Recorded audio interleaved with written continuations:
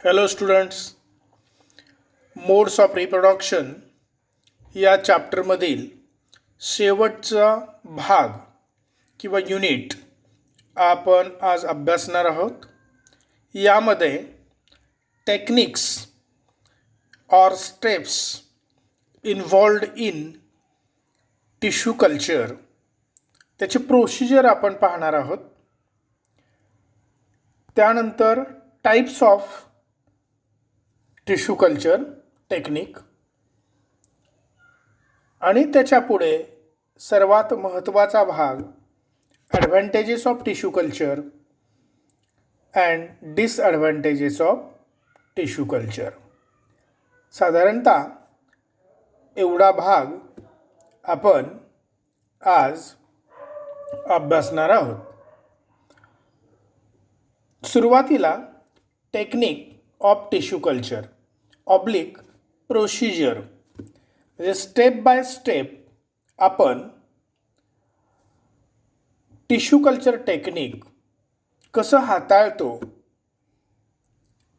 म्हणजे preparation of nutrient medium असेल, preparation of explant असेल, इनॉक्युलेशन ऑफ एक्सप्लांट असेल, स्टरिलायझेशन टेक्निक असेल, हार्डनिंग ऑफ सीडलिंग असेल, या सर्व बाबींचा समावेश या प्रोसिजरमध्ये किंवा या टेक्निकमध्ये होतो. आपण बघूया एका पाठोपाठ एक आपल्याला ते प्रोसिजरमधल्या स्टेप्स आपण समजावून घेऊया. ॲडव्हांटेजेस आणि डिसॲडव्हांटेजेस हे अतिशय महत्त्वाचे आहेत. त्याचबरोबर याच्यावरती सुद्धा प्रश्न येऊ शकतो. प्रोसिजर किंवा techniques of tissue culture. Technique of tissue culture involves following steps. First step cleaning, sterilisation of glassware and instrument used in tissue culture laboratory and oven or autoclave by using oven or autoclave. म्हणजे जे काही आपण तिथं instrument किंवा काही tools आपण वापरतो त्याचं क्लिनिंग, स्टरिलायझेशन किंवा काही ग्लासवेअर वापरत असेल त्याचं क्लिनिंग आणि स्टरिलायझेशन कशामध्ये करायचं आहे? इन ॲन ओव्हन किंवा ॲटोक्लेवमध्ये. ठीक आहे. Second, selection and preparation of nutrient medium with non concentration. आता फार डीपमध्ये आपल्याला इथे टिश्यू कल्चर अभ्यासायचं नाही, त्यामुळं न्यूट्रिएंट मीडियमचे प्रकार, न्यूट्रिएंट मीडियममध्ये असणारी काही एलिमेंट्स किंवा कुठली मीडिया तुम्ही वापरणार, ती कशी तयार करतात, हे तात्पुरतं आपण बाजूला ठेवूया. फक्त इथे दुसरी स्टेप काय? सिलेक्शन. आपण कुठलं प्लांट कल्चर करतो आहे, कुठलं सेल करतो आहे किंवा कुठला ऑर्गन आपण ग्रो करतो आहे, याच्यावरती हे सगळं अवलंबून असतं. त्यामुळं सिलेक्शन महत्त्वाचं आहे. आणि सिलेक्शन झाल्यानंतर प्रिपरेशन ऑफ न्यूट्रिएंट मीडियम हा सुद्धा महत्त्वाचा भाग आहे विथ नोन कॉन्सन्ट्रेशन. त्याचं प्रत्येक भागाचं कॉन्सन्ट्रेशन किंवा प्रत्येक घटकाचं कॉन्सन्ट्रेशन पाहणं महत्त्वाचं असतं. Third, sterilisation of nutrient medium in an autoclave. तर त्या ॲटोक्लेवमध्ये हे तयार केलेलं जे आपण बेस मटेरियल आहे किंवा न्यूट्रिएंट मीडियम आहे, तर ते ॲटोक्लेवमध्ये स्टरिलाइज करायचं फॉर 20 मिनिट्स, 20 मिनटासाठी, under constant pressure 15 LB per inch square at a constant temperature 105 degree Celsius. तर 105 डिग्री सेल्सिअसपर्यंत तापमान असावं आणि 15 LB प्रेशरचं युनिट आहे पहा, पर इंच स्क्वेअर. तेवढा प्रेशर डेव्हलप करून ते न्यूट्रिएंट मीडियम आपण स्टरिलाइज करून घेतो. तर 15 LB पर इंच स्क्वेअर हे ऑब्जेक्टिव्हला विचारलं जातं, त्याला तुम्ही अंडरलाईन करा. Next, preparation of plant material म्हणजे त्याला आपण एक्सप्लांट म्हणतो. या अगोदर आपण काही टर्मिनॉलॉजी अभ्यासल्या. टोटीपोटेन्सी असेल, एक्सप्लांट असेल, इन विट्रो कल्चर असेल. तर एक्सप्लांट म्हणजे काय? Material used for culturing. ज्याचं कल्चर आपल्याला तयार करायचं आहे, ज्याचे सीडलिंग बनवायचे आहेत, असं सेल असेल, टिश्यू असेल किंवा ऑर्गन असेल, ते मटेरियल की ज्याला आपण एक्सप्लांट म्हणतो त्याचं प्रिपरेशन आपण करून घ्यायचं आहे. इनॉक्युलेशन ऑफ एक्सप्लांट आणि मग ते मटेरियल न्यूट्रिएंट मीडियमवरती इनॉक्युलेट करायचं आहे किंवा ठेवायचं आहे in the culture flask containing sterilised nutrient medium. मग ते टेस्ट ट्यूब असेल, फ्लास्क असेल की ज्याच्यामध्ये न्यूट्रिएंट मीडियम आपण स्टराईल करून भरलेली असेल त्याच्यावरती त्याचं इनॉक्युलेशन करायचं आहे. कशाचं? एक्सप्लांटचं. Next, incubation of the inoculated explant. आणि मग त्याचं इन्क्युबेशन पिरियड जो आहे तर तेवढ्या पिरियडमध्ये ते त्याचं इनॉक्युलेटेड केलेलं एक्सप्लांट ठेवायचं त्या लॅबोरेटरीमध्ये.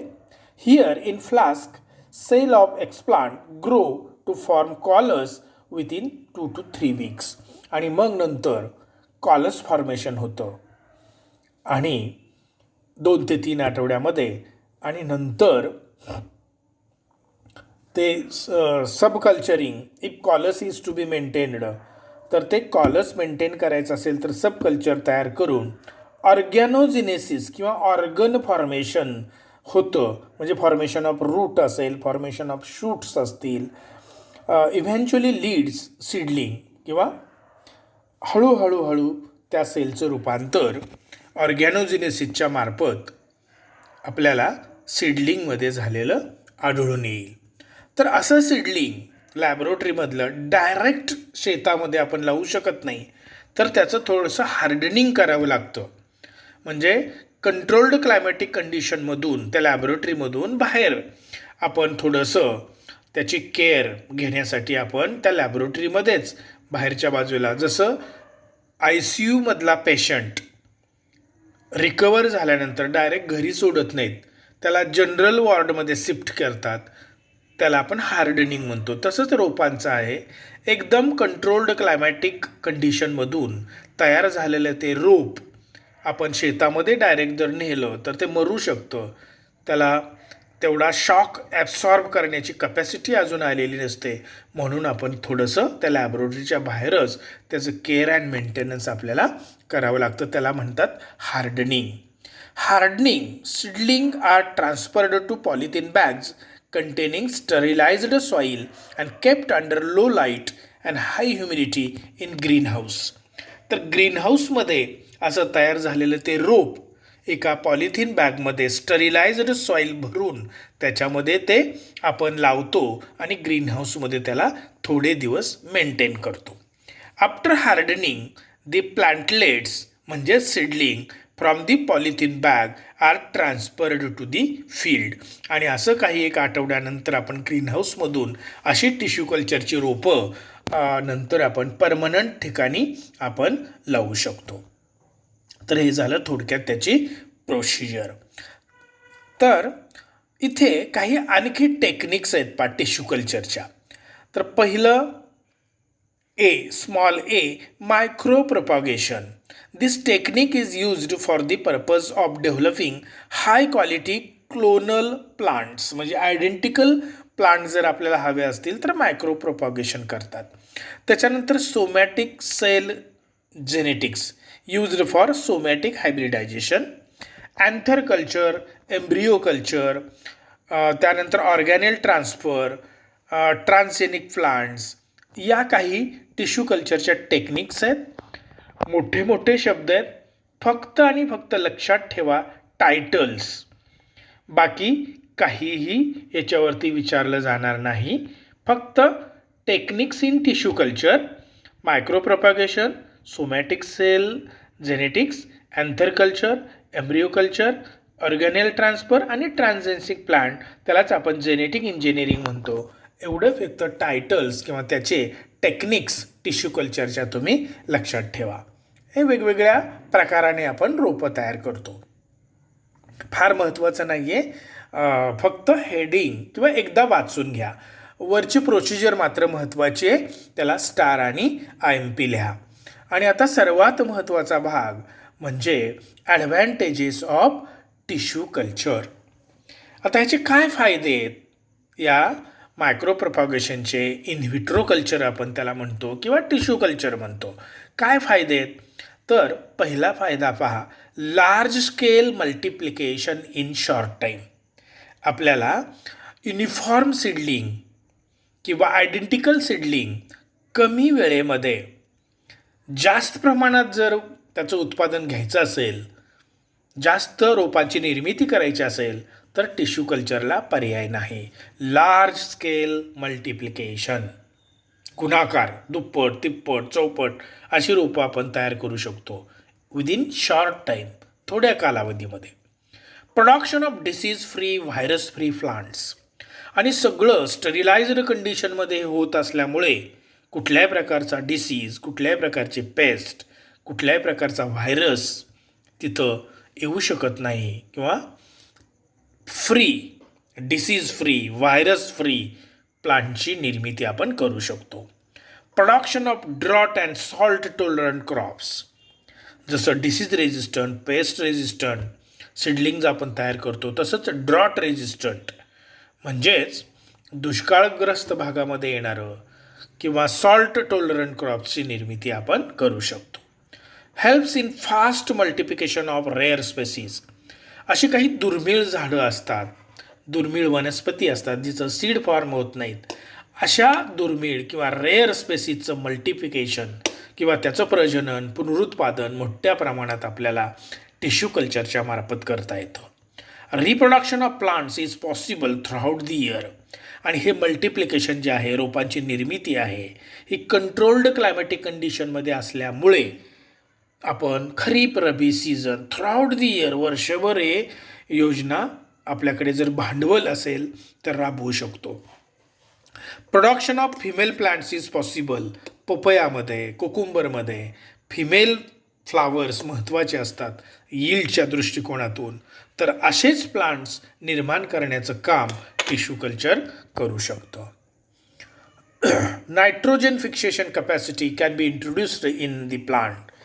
लेग्युम असेल किंवा डायकॉट म्हणतो आपण, द्विदल धान्य असतील, तर अशामध्ये नायट्रोजन फिक्सेशन कॅपॅसिटी वाढवण्याचं काम हे टिश्यू कल्चर करतं. This helps in obtaining uniform plant types, म्हणजे आपल्या नेहमीच्या स्टाईलने आपण रोपाची निर्मिती केली तर कमी उंचीची, कुठं जास्त उंचीची, कुठं थिक, कुठं थिन असे सीडलिंग निर्माण होतात. पण टिश्यू कल्चरमध्ये मात्र सारख्या उंचीची, सारख्या ग्रोथ हॅबिटची, युनिफॉर्म असे सीडलिंग आपल्याला मिळू शकतात. Production of orchid which are difficult to multiply through seeds, तर इथे ऑर्चिड म्हणजे हे फ्लावर्स अतिशय सुबक, सुंदर, अप्रतिम अशी फ्लावरिंग प्लांट्स आहेत ऑर्चिड्स, तर त्याची निर्मिती आपल्याला, त्याचं प्रोडक्शन आपल्याला या टिश्यू कल्चरमार्फत करता येतं. The plants which are unable to grow under normal condition can be grown easily with this technique, म्हणजे ॲडव्हर्स क्लायमॅटिक कंडिशन बाहेर असेल किंवा जे प्लांट्स बाहेर ग्रो आपण करू शकत नाही, अशा प्लांटचं मल्टिप्लिकेशन, अशा प्लांटचं प्रोपॉगेशन आपण इझिली करू शकतो. आणि last, embryo culture is use to overcome dormancy. डॉर्मन्सीचा प्रॉब्लेम जर ओव्हरकम करायचा असेल तर एम्ब्रिओ कल्चर आपल्याला उपयोगात आणून या टेक्निकच्या मदतीने तो प्रॉब्लेम आपल्याला ओव्हरकम करता येतो. स्टार IMP हे झाले त्याचे ॲडव्हान्टेजेस, मेरिट्स किंवा फायदे. आता तोटे बघूया, कारण कुठल्याही नाण्याला दोन बाजू असतात. एक फायद्याची असेल तर काहीतरी तोटा तिथं दडलेला असतो. तर काय तोटा आहे पहा. It is difficult method of propagation and require skill. हे साध्या फार्मरला जमत नाही, टेक्निकल स्टाफ लागतो, ट्रेन्ड पर्सोनेल लागतात. त्यामुळं it is difficult method, expensive method. Trained persons are essential, हे पहिल्या 2 वाक्यामध्येच मी तुम्हाला सांगितलं. Contamination or insect infestation can cause high losses in short time. बऱ्याच वेळेला एवढी काळजी घेऊनसुद्धा आपल्याला तिथं कॉन्टॅमिनेशन झालेलं आढळून येतं आणि आपला लॉस होऊ शकतो. हा एक तोटा आहे. Continuous research and development are essential to decrease this risk. आणि असं कॉन्टॅमिनेशन होऊ नये, चांगल्या रोपांची निर्मिती व्हावी यासाठी सतत या टिश्यू कल्चर टेक्निकबद्दल रिसर्च झाला पाहिजे आणि त्याचं डेव्हलपमेंट झाली पाहिजे असंही आपल्याला इथे म्हणता येईल किंवा तसा लागतो रिसर्च आणि डेव्हलपमेंट कंटिन्युअस. हा एक प्रकारचा तोटाच आहे कारण त्याला पैसे लागतात, मनुष्यबळ लागतं. Care and maintenance of tissue culture laboratory जे आपण ग्लासवेअर वापरतो, इन्स्ट्रुमेंट वापरतो, ॲटोक्लेव्ह असेल, ओव्हन असेल, या सगळ्यांचं काळजी, केअर अँड मेंटेनन्स, त्याची दुरुस्ती यालाही बराचसा खर्च येतो. Decreases genetic variability. इथं जेनेटिक व्हेरिएशन जे आपण सीड प्रपॉगेशनमध्ये अनुभवतो ते मात्र इथं कमी प्रमाणात आढळतं कारण सगळे सीडिंग हे आयडेंटिकल असतात, एकसारखे असतात. इथं व्हेरिएशन मात्र आढळत नाही. Shoot tip propagation requires more labour to transfer individual propagates. तर शूट टीप प्रपॉगेशन जर करायचं असेल मायक्रो प्रपॉगेशनमध्ये किंवा टिश्यू कल्चरमध्ये it requires more labour. Economics and marketing are key to success of commercial production. आणि जेवढी रोपांची निर्मिती करतो तेवढंच त्याचं मार्केटिंग होणंसुद्धा गरजेचं आहे. बऱ्याच वेळेला रोपं पडून राहतात आणि आपल्याला तोटा सहन करावा लागतो. त्यामुळे त्यातलं जे इकॉनॉमिक्स आहे, अर्थशास्त्र आहे आणि मार्केटिंग म्हणजेच त्याचं ट्रान्सफर सीडलिंगचं शेतकऱ्यांकडे हे जर व्यवस्थित झालं तर तिथं सक्सेस मिळतं, अन्यथा लॉस येऊ शकतो. तर विद्यार्थिनींनो, आज आपण आजच्या लेक्चरमध्ये काय काय पाहिलं तर प्रोसिजर किंवा steps involved in tissue culture, त्याच्यानंतर techniques used in tissue culture, advantages of tissue culture आणि डिसॲडव्हान्टेजेस ऑफ टिश्यू कल्चर. तर या पूर्ण रिप्रोडक्शन मोड्स ऑफ रिप्रोडक्शनमध्ये आपण 2 डेफिनेशन पाहिल्या, ज्याला आपण सेक्शुअल ऑर सीड प्रपॉगेशन म्हणतो, त्याचबरोबर असेक्शुअल ऑर व्हेजिटेटिव्ह प्रपॉगेशन म्हटलं. त्याच्यानंतर advantages of sexual propagation, disadvantages of sexual propagation महत्त्वाचं आहे. Advantages of asexual propagation, disadvantages of asexual propagation महत्त्वाचं आहे. बुलबिल्स शॉर्ट नोट महत्त्वाची आहे. त्याचबरोबर कॉजेस ऑफ पार्थिनोजिनेसिस, पार्थिनोजिनेसिस म्हणजे काय हेही महत्त्वाचं आहे. अपोमिक्सिस म्हणजे काय हेही महत्त्वाचं आहे. तर जेवढं आपण स्टार IMP केलेलं आहे तेवढा भाग तुम्ही व्यवस्थित कराल अशी मला खात्री आहे. आणि ती खात्री बाळगत असतानाच आजचं लेक्चर आणि आजचा हा 3रा चॅप्टर आपण आज पूर्णत्वास नेत आहोत. धन्यवाद.